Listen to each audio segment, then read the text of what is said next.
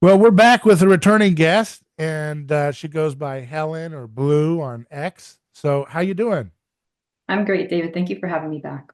It's great to have you. We're gonna have to come up with a proper spin-off sub-series for all of our various bioenergetic shows that we do because it's kind of taken on a life of its own. It started off just within my regular program we do, a neighbor's choice, but it's really blossomed into a feature that people are looking forward to see different independent researchers like yourself taking some of the groundbreaking insights that Ray Peat was developing and also carrying forward from other thinkers before him and trying to make sense of it for the next generation. So last time we talked about a population that had demonstrated some of the principles of a stress-free lifestyle and some of the amazing results that they encountered with the way they dealt with child rearing and nutrition. But today you've launched, not today, but I guess this week you've launched a Substack. Yesterday, March 2nd, as of today, called Nutrition and Resistance to Disease, your first post. So tell us a little about it. You start off with this quote from Sir Albert Howard: artificial chemical fertilizers lead to artificial nutrition, artificial animals, and finally to artificial men and women. Yeah, it's a pretty powerful quote. I actually got my start. So before I got interested in Ray, I worked for a low carb influencer, and she was someone who had done a lot of work with soil health. That was like her big thing. So I got really passionate about that and learning About about soil health? Okay. Yeah. just how ruminant animals are so super important for the soil, how manure and things like that can help to improve the soil biodiversity and the water holding capacity and things like that. So And very familiar with like rotational grazing, like Joel Salatin. just, yeah, all Yeah, those he's been people on that our were, show many times, so that's something that our audience enjoys learning about too. yeah, he's amazing. He's very detailed. I always love listening to him.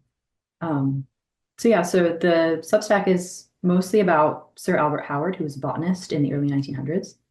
And one of his most amazing discoveries, at least in my opinion, was he found that when cattle that were unvaccinated were fed specifically like very nutrient dense crops raised in soil that used organic fertilizers versus artificial ones, that they didn't end up getting the infectious illnesses that the other cows were getting, despite rubbing noses directly with them. So normally the way we think of infectious disease transmission is having it be in, through fluids, direct contact, through aerosols, through things like that, just based on like the viral load being high enough to cause an infection.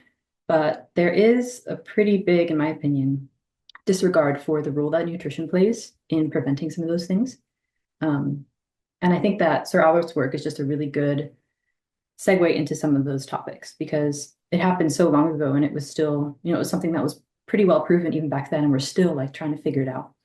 So That's fascinating. So that was um, now you have a picture of the mode of sowing seed in India. Why did you include this picture here on your Substack? that was that was probably, I think it was one of the first places that Sir Albert visited. Oh, He did cool. like a whole world tour for agriculture, but he spent, I think, about 19 years in India. And initially he went there, he was like tasked with teaching them about Western techniques, and he ended up learning a lot more from them. So like Looks like how, he's got little zebus there that they're yeah, I using. think they're like the oxen with the horns. Yeah. The zebus, from what I understand, is the original cattle that came from India. So that is interesting to see. So I'm unfamiliar with his name. Anything more that, kind of, I'm looking through your article here, but kind of pulling out some of the highlights that people can check out for fuller measure when they read your article. Yeah, I think I tried to tie it into the subject we had discussed in the beginning of the previous podcast that we did, which was the lifespan and health span of the Hunza and Abkhazian people. Um, because Sir Albert, he noticed also that they had very good soil practices and that the richness of the soil was very, like it contributed significantly to the nutrient density that the crops were able to absorb. Mhm. So yeah, and it's interesting because a lot of people come, there's a guy who wrote a book on the water of Hunza, and he thinks that that's the reason they live long. And there's, more of the Ray Peat ideas, which are, it's high carbohydrate diet, high mountain. And then there's the Sir Albert angle, which is like high nutrient density. I think all the things kind of converge together. Like it's not really one or the other. I think Ray's version is probably closest because he addresses all those pieces for the most part. Um, yeah, it's pretty amazing how there's a book actually, I think it's called Healthy at 100 by John Robbins, I believe. Mhm. And he goes into depth on why and how it's not genetic that these people are living so long in all these different places. Because peoples, for example, who lived closely and were very closely genetically related weren't living as long. So yeah, there's a lot of good evidence that it's definitely related to the lifestyle of the people. And that's such an affront to the foundations of our modern biology and medical worlds because it's so fixated on genetic for everything, and Ray was good to push back against that. Yeah, And, it's, I think the Make America Healthy Again thing is really getting people to start thinking about the environment and making it cool and trendy for people to get into that, right? But within that, there's so many rabbit trails, and it's very stressful, ironically. And yeah, so it's a really hard paradox to figure out, how to joyfully decouple from all the different stressors without being so stressed out about it because it's just endless things to do. Some people say, you're not supposed to have any lights on that are fake or something past 7. It's like, man, I don't know how people are able to have a family. I mean, it's kind of Little House on the Prairie or something if you built your own home and stuff. And yeah, you could do it that way and have some candlelight too if you want. But for a lot of folks, they can't just transition to some idyllic perfection. And, that whole saying of don't let the perfect be the enemy of the good, I think is important here. yeah. And that's why I think Ray's work is so important because he provides so many like very actionable and fairly affordable ways to really just start improving your metabolic rate, which Yeah. will take care of, in my opinion, a lot of the toxic burdens just by being able to increase your rate of excretion of some of those things and Yeah. increase kind of the integrity of your intestinal barrier as well. Well, let's get into some of the foundations that Ray recommends for lifestyle and improving people. But I want to set up this first with the question that a lot of folks have that are in the alternative health space. Sugar is still very much demonized by most folks. And even to the extent that to those who are not demonizing it, they certainly downplay it as a major thing. Like, yeah, you can have some fruit, but don't you dare drink a cup of orange juice. Orange juice is so vilified. And, I think it probably has to do partially with, I actually worked in that industry in the citrus world, but I know that Coca-Cola and Pepsi own the major orange juice brands, but they also want to make sure that they protect their other artificial drink beverage categories. And I wouldn't be surprised if there wasn't some marketing propaganda that has really made an effect on the average person's mind because orange juice is such a vilified drink, even more so than, I mean, not quite as soda would be, but for the average person when they're thinking about health conscious stuff, right? They're like, and Yeah, I most think people, the even masses like Coke, and most people in the masses don't drink orange juice. But those in the healthy world or healthy interested world, orange juice is vilified almost universally, and it may be a product of mass marketing against the product. I don't know.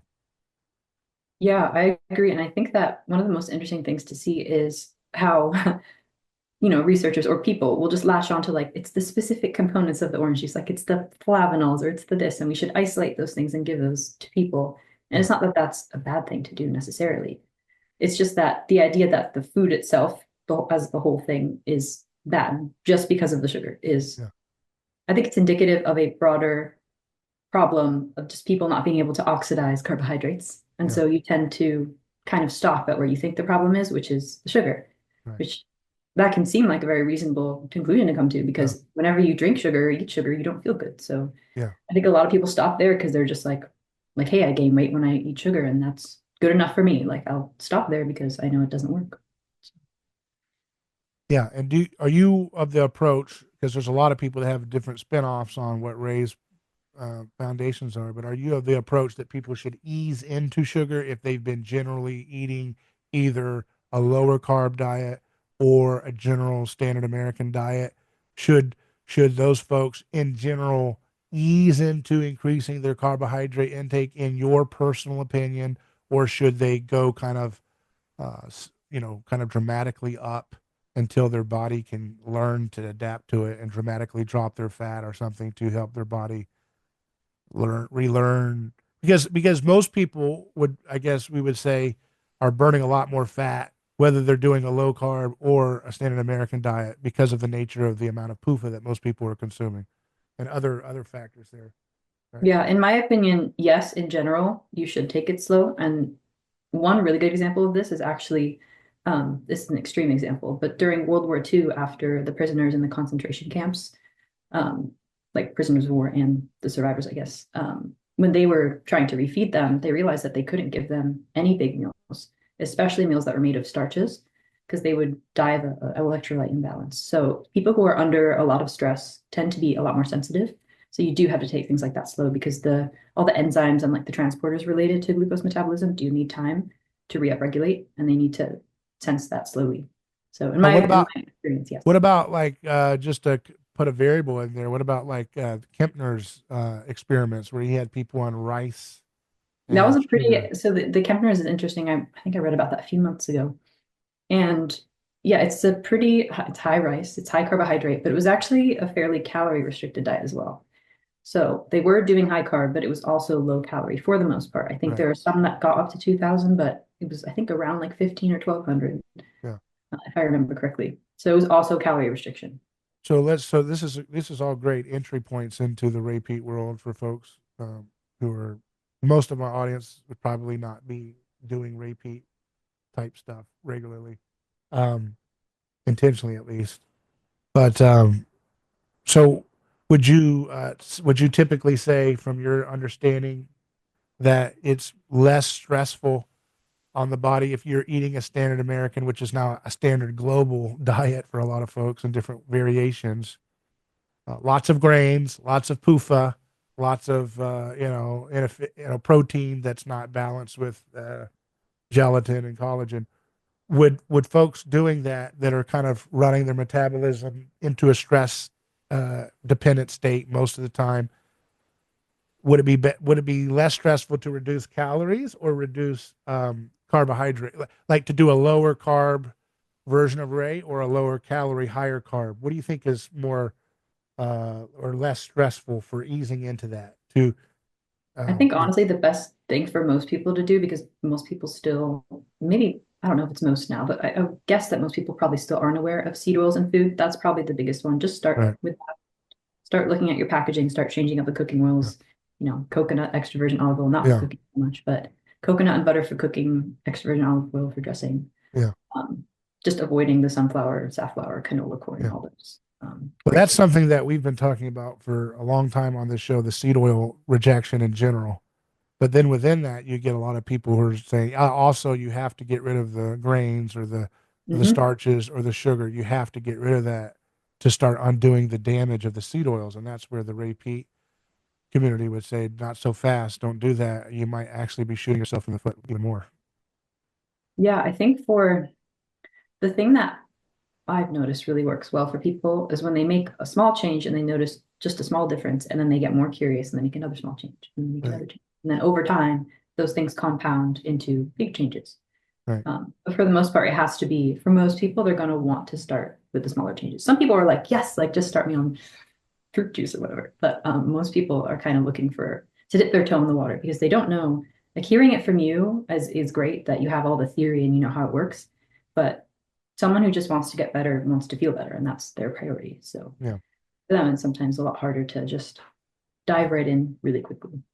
I think even for a lot of people that do increase their simple sugar intake, or you know, getting more juice and more milk and other things, they run into a lot of problems, and it gets really confusing.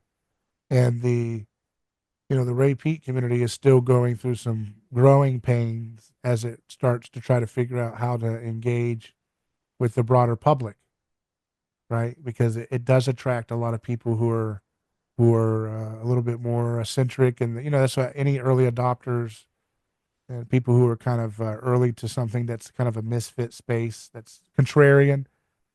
are going to have a difficult time sometimes socially relating it back to their community. They're a little bit more mainstream oriented, but I think that's what needs to happen. Is there has to be, and this is a running theme of a lot of my conversations with folks in the Ray Peat world, is just there needs to be a lot more simpler on ramps I that agree. people can And it's hard to follow. do Yeah, because you don't want to disregard the nuance of the yeah, topics yeah. either. So, What would you say to a popular refrain, which is, I was uh, talking to a friend the other day, or at a group of friends, and one guy, he's been doing the Ray Peat way, and he's eating 6,000 calories a day. He said, and he's is he very, really? That's quite good. yeah, and he's very fit, in good shape, and he doesn't do, in his opinion, a lot of exercise. Um, and the other person was more Weston Price adjacent, and said, well, wait till he's not in his 30s, wait till he's older. And he catches up with him with that sugar, drinking that much of orange juice without the fiber from the orange and whatever, doing all that kind of sugar. He says the gentleman that does 6,000 calories does 2 to 3 cups of sugar a day, is what White he's doing. sugar?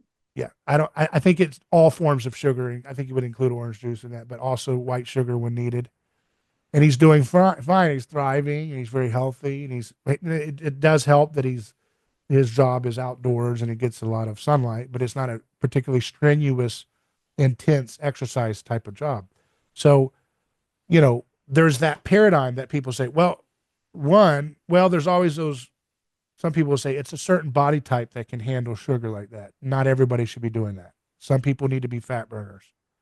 And then there's the other argument, which is, yeah, you can run sugar when you're young, but don't try doing that their whole life because you're going to run into a wall and really cause health problems if you keep that kind of sorcery up into your 40s and 50s. So, could you address those two kind of objections to someone who seems to be thriving in that way, and what you think about Yeah. those? Well, I think the first thing I would say is that from Ray's work and just from the bioenergetic perspective in general, it's pretty clear that one of the features of aging and disease in general is just an inability to oxidize, specifically glucose, but just mitochondrial oxidation in general is impaired. Um, but just knowing that is at the root of most of the problems and not necessarily the sugar itself is probably the best starting point for people, and to just point them towards the references that show that that's true. And then, of course, there will be nuanced points of contention there, like how much sugar should someone eat, like how many B vitamins does someone need, how much liver should someone eat. That is the kind of stuff where it starts to get very individual because everyone has different specific needs. And there is truth to the fact that some people will have certain genetic idiosyncrasies that will lend to problems with energy metabolism that may necessitate supplementation. But in general, I do think that just trying to incorporate the easy to digest carbs, the once or twice a week, a couple ounces of liver, getting enough protein and making sure the protein's balanced, all those things can really get someone, in my opinion, like 70 to 80% of the way there. So Mm-hmm. And where is the there that they're supposed to go to, in your opinion? I think that there is when you start, so the basal body temperature test is a really good one. So making sure that when you wake up, you hold either like a digital or a mercury thermometer under your armpit for at least 5 minutes. Some people like 10. And it should read around 97.8 to 98 degrees Fahrenheit.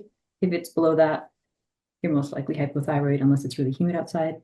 And then once you wake up and eat sort of around the afternoon, it should rise to around 98.6 to 99.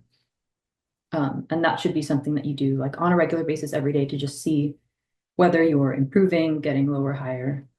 That's a So really what good should one. it be when you wake up? Do you move at all, or are you supposed to stay? I think you're supposed to stay pretty still, So, just so see, in that, American minds, they think that 5 minutes sitting in bed is. I mean, yeah, they like I it if don't they think have the so. privilege to, but they're usually just jumping up and But there are whisking. other ones too, like if a person isn't willing to quite do the basal body temperature test yet, um, mood and digestion are really good ones as well. If you're constantly anxious and depressed, it's probably a pretty good sign that your brain energy is low.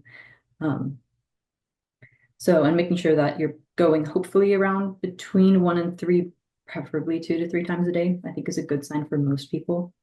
And making sure the stools are well formed and not like diarrhea. So And then so checking the temperature when you wake up, at what did you say is the threshold that you want to keep it around? I know there's been some variance in the discussion there, but I think around 98, so 97.8 to 98 degrees Fahrenheit is usually a good body temperature. And then you also want to check that with your pulse as well, which yeah, should be between 75 and 90 beats per minute. yeah. So Now and then so you did, and then you check it again at what time for folks in that the are usually interested in in the joining? afternoon, so before dinner, but kind of after your Yeah. last meal, a couple hours after your lunch meal, Now, I what think is your opinion? There's a discussion variation in bioenergetic lifestyle folks that say, well, you should do, I know like anabology, I've had him on the show to talk about the honey diet a while back. And, he talks about if you want to get your metabolism soaring, try not to eat any protein until later in the day, like for your dinner. So he's trying to mimic kind of just doing glucose through fruit and honey and everything all through the morning, and then going into a fasting state in the afternoon, and then having a big kind of rather keto type, almost low carb diet style meal, a big pound of meat or something, or whatever your needs are, to have a lot of protein and some vegetables or something in the night. What do you think of that kind of approach of having of for folks who are not used to eating healthy carbs in a general larger amount? Um, should they try it that way, or should they do a mixed macro? Because it seems like most people want a mixed macro. They kind of they like some eggs or whatever in a coffee with some honey and milk, or they want all the little variations of things around that. Some people want fruit and all that. And keep in mind another factor here that's confusing is that fruit is extremely expensive to get high quality fruit in America. Unfortunately, we're still a big giant food desert for most people. So that's a little bit of a yeah, problem. absolutely. Well, I've read Anabology's honey diet protocol and the theory behind it, and I think it is seems like it's a good weight loss diet, and it could probably be a good way to kind of brute force the glucose oxidation to some extent. But I don't think it's a long-term solution, in my opinion. I think a lot of people do better when they combine protein, fat, and carbs in a meal, even if it's just a small amount of protein and fat. Specifically, people who are coming from low carb, keto, any kind of restrictive diet. Um, in general, it's good to combine the protein with the fruit just so you don't get, especially if they're not handling glucose well, so you don't get too hypoglycemic. Now, a lot of folks who don't like seed oils say skip breakfast and burn through it. Get you some coffee or something and wait till lunch to eat to get all that fasting going. What do you think of that? Yeah, I mean, that is a lot of people, I think, find that attractive because pretty much quick weight loss is almost always going to be stressful, whether it's honey dieting or which is probably slightly safer, at least in terms of muscle mass, or restricting carbs altogether. Um, for the most part, if you're under eating in any way, there's going to be stress involved in that. So, and I get that for some people it's worth it because you want to feel that weight loss, but I would caution against it if you can achieve the results with a slower, more conservative approach of combining, slowly adding, if you haven't been having carbs, slowly adding back through fruit with maybe an egg or a piece of cheese. Sometimes it has to be just a small amount of protein because that can also get your blood sugar too low, too much protein. So it will depend on the person. Too much protein can make the blood sugar too low after the meal. Yeah, especially like the higher quality branched chain proteins can Yeah. stimulate insulin. So So having a well macro balanced meal is probably not a bad idea. usually not a bad idea. And I think especially for, again, people coming from restrictive diets, which will be most people who are looking to improve their energy, that approach can be very useful, just especially starting slow and combining your fruit with the protein in Would the you right amount. would you say most people should start with fruit rather than orange juice to protect them from, handling the increase in sugar that they may not be ready to Yeah, start? soluble fiber does slow down the digestion a bit, which can reduce the glucose load. But some people struggle with fibers. So some people do better with fruit juice and then making sure they're getting the right amount of protein to prevent the blood sugar from going too low. And some people do better with whole fruits. So Yeah. it really depends. you probably will have to experiment. Now, there's a lot of PUFA in most people's eggs, even these organic free range eggs that people are trying to spend $50 a dozen. And that's a problem in the shop, in the supermarket, and even farmers, or, you get these backyard chickens and people think because it's written on a cardboard and marker that somehow it makes the PUFA go away, but it's still there if they're using a traditional feed. Even if it's organic, it could be even higher in seed oil or PUFA like fat. So, what do you think is a safe amount of eggs for people to eat without going too much with PUFA right from the very beginning when they're trying to get rid of PUFA in a healthy way? Yeah, I think eggs are like a really good source of B vitamins and some of the other important nutrients like choline. So I wouldn't fear them too much. If you're worried about PUFA, maybe stick with 1 to 2 and make sure you always have like any protein with carbs to avoid the low blood glucose. But yeah, I would say, and if obviously for most people it's probably not convenient, but if you can get a good source from a farmer that you know and trust, that's probably the ideal. And sometimes that's even cheaper if you can order in bulk from those kinds of people. Yeah. So what do you think is a good ideal scenario for folks who have a little bit of time in the morning to do this right? You get up, should you go out and ground first and get sunlight before you eat, or should you eat first and then get because some people's times are so precious. They've got to deal with family, they've got to deal with emails and phone calls, and they're rushing off to work or school or whatever, and they've got to they haven't economized their time in the most efficient way possible because so many people are under so much stress and debt and mortgages and all that nonsense that people have surrendered so many of their lives time on earth towards. It's sad, but for folks who are under the gun, what do you think is a good scenario? You get your 30 minutes of sunlight and ground your feet in some dirt and then eat, or eat while you're doing that? I mean, people really, it's funny. People all have this paradox where they don't tell me what to do, but they also, when they're trying something new, they kind of like it to be a little bit like, try this step one and step two and see if this helps you. If it doesn't, do whatever you want, do something else. Yeah, that's a good point. And well, I think to answer your question about like when people should eat in the morning, I think it really depends. Like if you're healthy, for the most part, within 30 minutes, you'll get pretty hungry. And if you're running on cortisol and adrenaline, you probably won't get hungry until later. So that's another, like I wouldn't force someone to like shovel food down when they don't feel hungry, but there are ways to lower stress that will result in being hungry in the morning. So like salt at night, for example, a couple gelatin gummies, small bowl of ice cream, all that stuff can like lower your stress overnight, which will help you to wake up hungrier. Yeah. So, Yeah. I think so. So you're saying to not force yourself to eat if you're not hungry, right? yeah, because it's I've done that before actually. It was something I did back when I was like really stressed out and I just like threw it up. So, and it's not to say that that will happen for everyone, but in general, not listening to what your body is telling you will get you in trouble. So, yeah, I think it's a good strategy to, you know, take things slow and not to be too ashamed about where you are because at the end of the day, it took you probably like for most people, it probably took them 10, 20, 30 years to like get sick.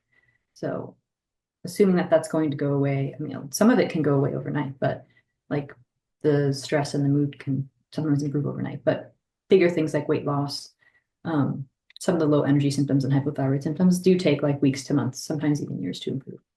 So And are you a fan of supplementation? Do you think people should take thyroid supplements if a doctor has thought that to be something they should do, or maybe if they don't want to go that extreme route, try a naturally desiccated form of thyroid that might help them give them the energy they need throughout the day? yeah, I think well, Danny Roddy has a really good article. I think it's called Demystifying Thyroid Supplementation. I would point people there first before just starting one because that can lead to some problems, especially if you overdo it. Um, But what I would also say about that is that starting with the diet, especially if you have been eating, like lots of processed foods, not much eggs and liver, not much fruit, the best thing you can do is probably just to start eating a little bit more of those things. Obviously, not too much liver. Um, Eating more of those things and getting your macros and micros all sorted out first before you take the thyroid supplement. Because there have been some good studies from like the earlier 1900s. I think the researchers were called Biskind. They both have the same last name, brothers probably. Um, And they did some good research with thyroid supplementation. And one of the things they found was that when people didn't get enough, especially B vitamins, the thyroid did not work as well. And that makes sense because when you take thyroid, you're increasing your body's demand for resources. And if you don't have the resources, it could potentially lead to stress, which is the response that you get when you don't have enough Yeah. resources. And that's So one of the things about the bioenergetic paradigm, folks, and that's why it's so important. This needs to be done at the young age when you're a kid and stuff, because there's so many variables. And this is one of the hardest things about this as someone who looks at trying to help humans figure out things at mass scale that are kind of complicated. I mean, I had the bright idea of trying to explain anthropology on talk radio for years, and that it's hard to do that stuff. But I mean, it takes time for anybody to truly master something. You got to be able to teach it in an effective way.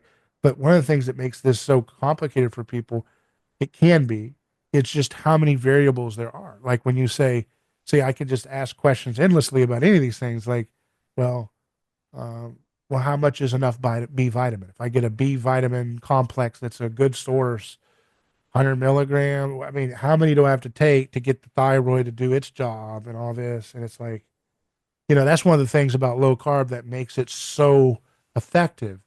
For the longest time, when I was doing low carb back before it was quite as popular, back in like 2005 and six, when I first started it, you know, 2004 even, it was like you had to, unfortunately, people didn't even know what a carbohydrate was. So you'd have to sit there and that's bread, that's potatoes. I say, can I eat that? Can I eat rice? So you had to explain what a carbohydrate was. But now that learning curve has kind of been mastered by the masses, they're able to do low carb pretty intuitively. Like, okay, that's a carb. Don't eat it as much, just a little bit. And then people learn that, oh, vegetables have a little bit of carbs in them. So I can have a little bit of broccoli, but I can't have a big thing of rice. But with this, it's like, you have to pay attention to the orchestra of your body. And the average person just, even not even just the average, any person, it's a complicated thing. That's why you got to do this. And I wonder sometimes, just to think of the contrarian side, if maybe a lot of people can't really do the bioenergetic paradigm if they've gone too long doing the wrong thing. That maybe they can't have some benefits, like you said, getting rid of seed oils. Those are all nice things, but they may not ever be able to do a lot of this stuff because it's just the amount of things you have to keep in mind are almost endless variables. yeah, I think that's, part of the reason why some people really do benefit from having someone at least there to answer questions Yeah, and to guide them in a certain direction. yeah, Not that you want to rely on that person forever, right. but having someone who's been through at least what you've been through in some way and has an idea of the things that could be contributing to your problems and has some ideas of like where to start, how to do things, that can be really reassuring for people just Yeah, to know that yeah, there's like 1,000 ways to yeah. in the cat, really. You know, And you take it as slow or as quickly as you would like to go. So it you know, doesn't have some to of be overwhelming, but it definitely feels that way. yeah. The one of the things that has inspired me, to be intrigued as I learned the paradigm through the years, um, is actually some of the more bizarre, outlandish, esoteric things that you learn about within the Ray Peat sphere, right? Like you were posting a lot of those things about the CO2 therapy, and people think about how in the world these guys measured in clinics that they had patients being cured of their atheism and degeneracies and so forth from CO2 maxing, 30% CO2 and stuff. And when you hear that, right, it's almost like these big inbreaking, like it's almost like I would call that an apocalyptic inbreaking of the truth. And you're like, whoa, what is that? I want to go forward towards that. So it gives you a down payment on something extraordinary that might be worth investigating in your life, right? And those Yeah. things, ironically, a lot of people want to shelve those things because they think that's too crazy for the public. Just teach them to drink some milk and orange juice and sleep. But sometimes it takes those radical little, things to kind of be like lodestars to kind of guide you through this journey. Be like, I really want to know what that's all about. How could that be? And does that give me information to think about eating and doing things in a way that maximizes CO2? If it has this ability to help people be cured of atheism, what is that? very intriguing. It's like mysteries you want to figure out. Yeah, that's kind of the same way that I felt about it when I came across it. And obviously you do have to be a little bit careful because like most things, like anything extreme has its downsides. Yeah. So yeah, making sure that you're doing the best you can to deliver the information in a way that doesn't draw from the importance of like context is really important because what works for one person almost invariably doesn't always work for everyone else. So Richard Dawkins might require 35% CO2. In other words, I see what you're saying. maybe, Makes perfect sense. I thought we could just give him one 30% session if he desired it, and that would make his next book the sequel to The Purpose Driven Life. Um, but yeah. maybe not. Any other things that you'd like to leave people off in a basic kind of introductory? Anything else? Little helpful, practical advice. You talked about temperature check. You talked about, trying to do macros, going slow, and increasing your carbohydrate. I mean, you talked about keeping protein and everything there on the plate. Don't go too extreme, probably, and being cautious in introducing things like thyroid supplementation because you don't want to, overdo something before it's time or its appropriateness. How about a couple more things, and we'll land the plane there. Yeah, there's so many offshoots that you could go on because Yeah, most of the time, like anytime you increase the amount of one nutrient, you're going to increase the amount of like all the cofactors involved with it, which is why I think Ray was so keen on recommending foods specifically because they tend to come with all the things that help you to digest and fruit. metabolize. Um, You said fruit or food? foods, like he Okay. would Yeah. talk a lot about whole foods like fruit and milk and Yeah. liver once or twice a week and oysters once or twice a week. Um, instead of like zinc does this and like iron does that. I mean, he did talk about that, but he was very food centric. I think he knew that there's a tendency in the culture to just kind of latch on to things in isolation and pretend that they can exist context free. Yeah. Um, and he was very thorough in that way. So Yeah. yeah. Do you incorporate a lot of vegetables, or do you stay away from them generally in your life? So I tolerate like the well cooked greens pretty well. Hmm. I also like tubers like potatoes. I'm pretty Hmm. good. Some people really can't do those things at first, but then find that they can later. Hmm. There was a researcher, Francis Pottinger, who, when he gave some of his patients with digestive troubles more gelatin, he found they were able to tolerate a lot of the fibers better.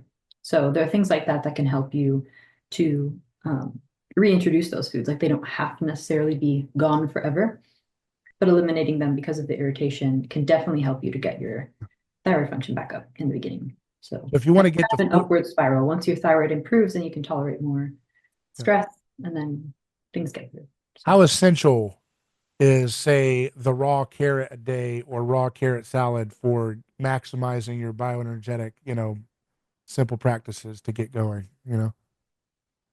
I think it works pretty well for most people. Some Yeah. people actually can't tolerate the carrot fiber. It's rare, but some people do better with like the boiled mushrooms or the bamboo shoots.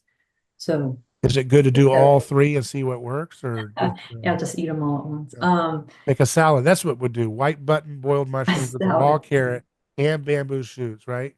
That Just would be quite a salad. throw it all three together and see if that helps your digestion.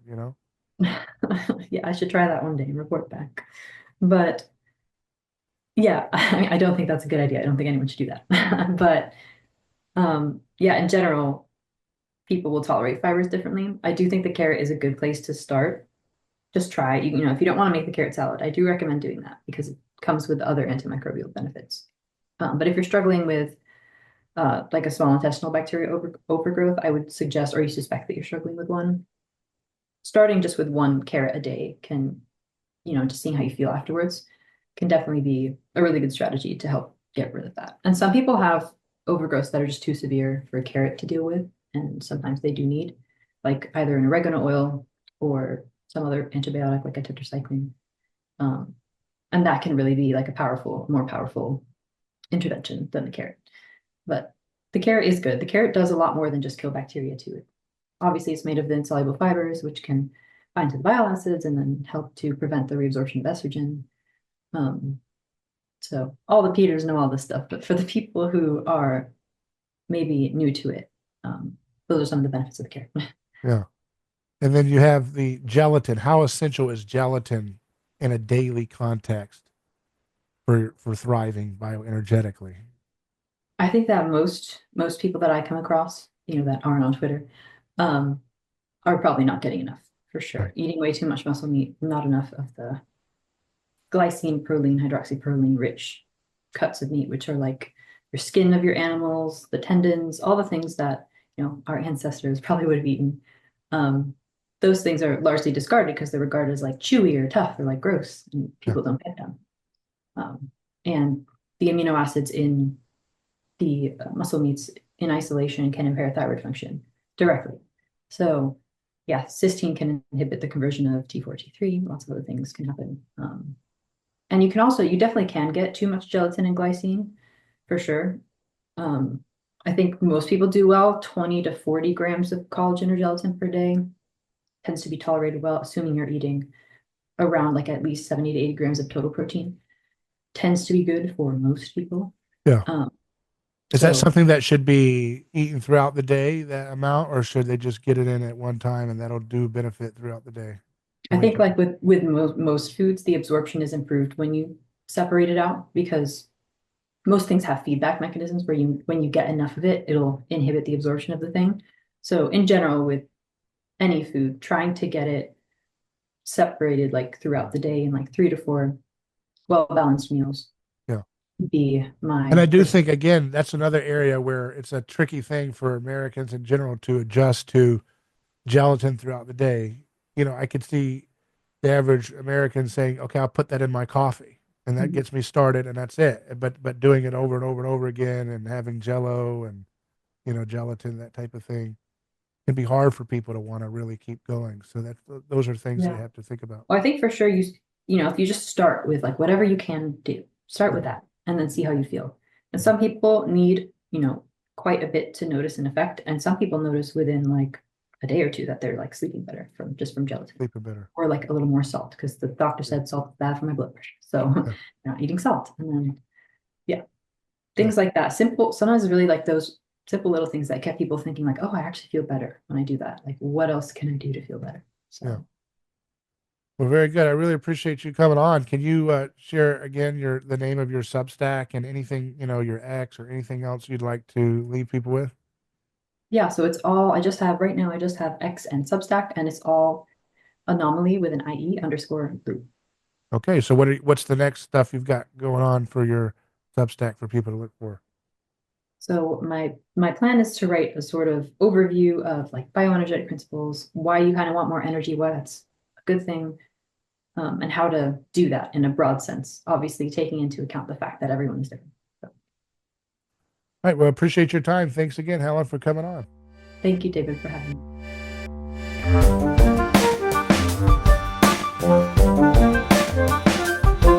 me.